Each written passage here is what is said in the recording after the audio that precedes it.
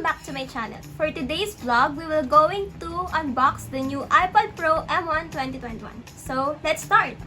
The Apple Pencil and the iPad Pro, I bought this from DG Gadgets.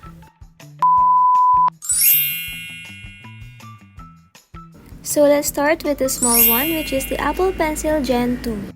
The Apple Pencil Gen 2 delivers pixel-perfect precision and industry-leading low latency, making it great for drawing, sketching, coloring, taking notes, marking up email, and more.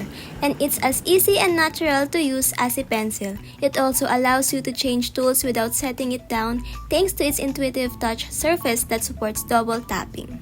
And now, I'm going to peel the plastic of the Apple Pencil. And ooh, it's so satisfying! And now, you just need to pull the plastic so you can see what's inside. It says, designed by Apple in California. It is very common in all Apple products. Inside the box, you will see a manual or guide on how to use your Apple Pencil Gen 2 and some legal documents. This is what an Apple Pencil Gen 2 looks like. And of course, it is heavier than the usual pencil that we use. This is the closer look of what an Apple Pencil looks like. Additional information, the length of this pencil is 6.53 inches, its diameter is 0.35 inch, and its weight is 0.73 ounce or 20.7 grams. Again, I bought this from DG Gadgets for only $48,990. I tried to check different Power Max centers and other authorized resellers in different malls, but unfortunately their stocks will be available on the last week of July or early August. This is the latest model of iPad Pro with M1 chip. This is what it looks like on its top view and side to side of the box. And I bought a 256GB iPad Pro 11-inch 3rd generation Wi-Fi. So here we go. We will be going to peel the plastic again. Another satisfying moment for an iPad user or an Apple user. Yeah, it's so satisfying. So again, this is what it looks like without its plastic. Its top view, side by side, Apple logo, iPad Pro. Yan. All the edges, I showed it. The moment of truth. I prepared 2 different angles to catch my reaction upon opening the iPad Pro. And look at my face, I'm so happy and shocked. So again, you will see the design by Apple in California, and yeah, again, it's very common in Apple products. It also includes a USB-C charge cable and a 20 watts USB-C power adapter. And now, let's see what's inside of this small box. The first one is a guide on how to use the new iPad Pro M1 2021 and some legal documents. And of course, our favorite, the Apple sticker. And now, I'm going to peel the plastic of the iPad Pro and yeah, I'm so happy again. You can see it from the small screen below. Yeah. There are 2 different colors available. This one is space gray and the other one is silver.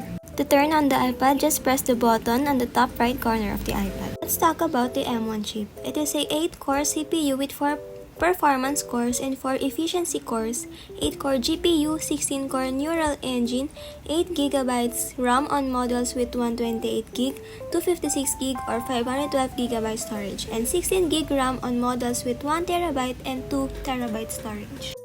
Swipe up to open, then choose your language, then select your country or region. So I'm finding the Philippines since we are in the Philippines. Then set up manually, continue, then connect it to the Wi-Fi and just wait. Okay, for data and privacy, just click continue, then Face ID set up for later, or you may continue. Then create your own passcode. And you have 5 choices if you want to transfer your data. For example, you have an iPhone, then you can transfer your data into your iPad. After that, you may sign in to your Apple ID. Just wait for a few minutes. And then express settings, then click continue. Then keep your iPad up to date, continue again. Then iCloud keychain, it's your decision if you want to continue or not. Screen time, set up or continue. Then it's your decision if you want to share it or don't share. Then True Tone display, continue. Then you may choose if you want light or dark. For me, I chose light.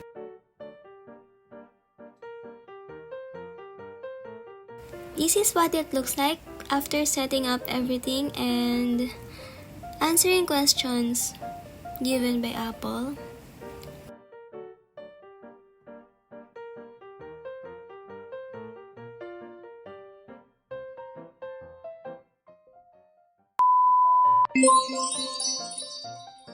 Now we will going to test the Apple Pencil 2 to the iPad Pro, and I'm sorry guys if I forgot to remove the plastic a while ago while unboxing the Apple Pencil Gen 2. Once you magnet the Apple Pencil, this is how it looks like on the screen. Continue, then try to write anything on the iPad Pro to be able to test the Apple Pencil. I'm so sorry if my handwriting is not that good. So come on, let's try it. Then another thing that the Apple Pencil amazes me is if you double tap the side of the Apple Pencil, you may interchange the pencil and the eraser. Like that. But you can change the settings of it. Just go to your settings, then click Apple Pencil, then there are different options there.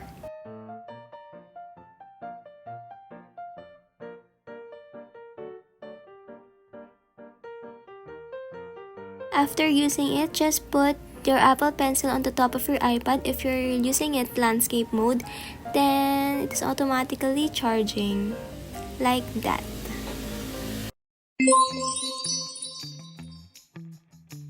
This is a 11-inch diagonal LED backlit multi-touch display with IPS technology, 2388 by 1668 pixel resolution at 264 pixels per inch PPI. ProMotion technology, white color display, P3, True Tone display, fingerprint resistant oleophobic coating, fully laminated display, anti-reflective coating, 1.8% reflectivity, 600 nits maximum brightness, and supports Apple Pencil 2nd generation. Apple M1 chip. It has a 8-core CPU with 4 performance cores and 4 efficiency cores, 8-core GPU, and 16-core neural engine. It has a 8GB RAM on models with 128GB, 256GB, or 512GB storage. On the other hand, it has a 16GB RAM on models with 1TB or 2TB storage. It has a Pro camera system, wide and ultra-wide cameras, 2x optical zoom out, digital zoom up to 5x, 5-element lens, wide and ultra-wide, brighter True Tone flash, panorama up to 63MP, sapphire crystal lens cover, autofocus with focus pixels, wide, smart HDR3, wide color capture for photos and live photos, lens correction for ultra-wide, advanced red eye correction, photo geotagging, auto image stabilization, burst mode, and image formats captured as HEIF and JPEG. This is for video recording and for true depth camera. You can pause it if you like. When it comes to video calling, especially when you are using FaceTime, Apple created a center stage. So basically, whenever you go, the camera follows. When it comes to speaker, I chose this iPad Pro unlike with the iPad Air 4 because in the iPad Air 4, there are only 2 speakers, but in this one, there are 4 speakers, and the louder, the better. Another highlight for iPad Pro is you can do multitasking. When my Google Docs, then I will open also my Google Slides. So now I can do my work simultaneously. Then you may adjust your screen by sliding it. This is better because when I am doing my assignments, it is less hassle and I can finish all my tasks earlier. Again, the length of this Apple Pencil is 6.53 inches. Its diameter is 0.35 inch and its weight is 73 ounce or 20.7 grams.